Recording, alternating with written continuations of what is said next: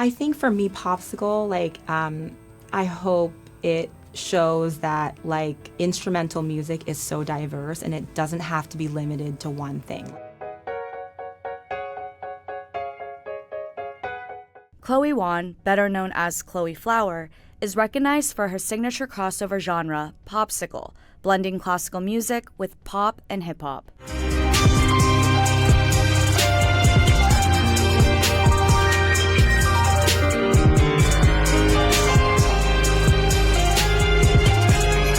The pianist and composer helped bring classical music to the forefront after performing alongside Cardi B at the 61st Grammy Awards.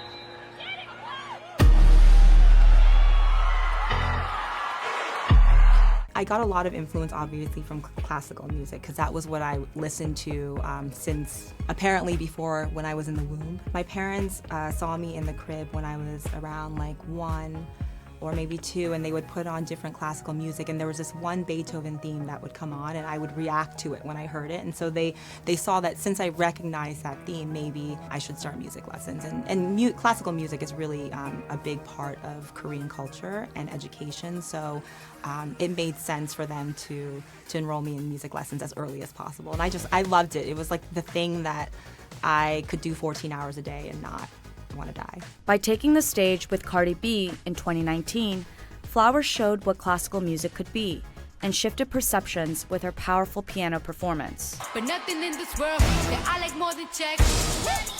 Whatever you want to see is the.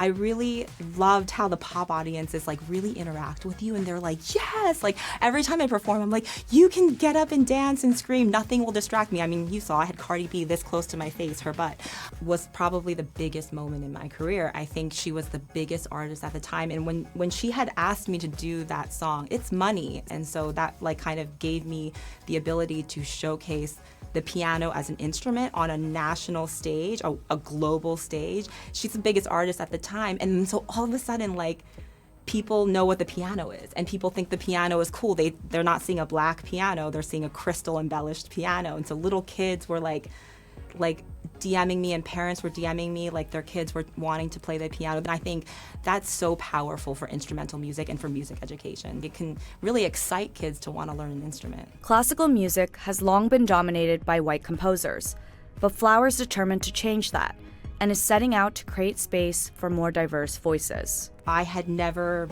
since I started at 2 years old until I was 25, had never been given a piece of music to learn that wasn't written by a white man. The crazy part is that it didn't even occur to me till I was 25. I had moved to Los Angeles and signed with Babyface, and I was like, I really want to get into composing, but it's not something that I ever even thought was possible because it was like so ingrained in me that composers were white men, I like subconsciously. There are a lot of amazing female composers, from, Clara Schumann to Fanny Mendelssohn from hundreds of years ago that could be incorporated. And until we, really see female composers being performed in the concert hall, kids like me, when we're 8 years old and we go to a concert, we only see Mozart, we only see Beethoven, we only see white composers. There could be a young girl out there who has never been to has never seen a Fanny Mendelssohn piece or a Florence Price piece. I incorporate their works into my program because I want to show kids like, hey,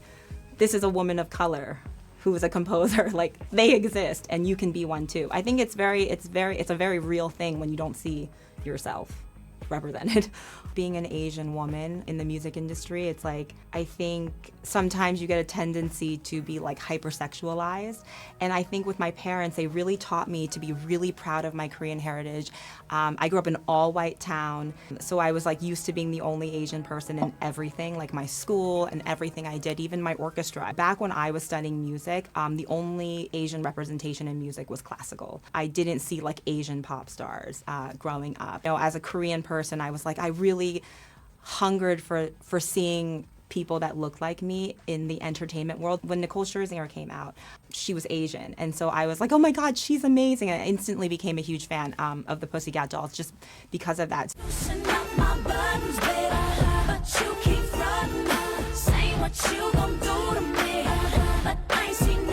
Nowadays with BTS and with all of the rising Korean stars and Asian stars, it's so amazing. And I love to try and not only incorporate that in covers, but really I want to hire Asian writers for my album. I want to work with Asian DJs and Asian producers.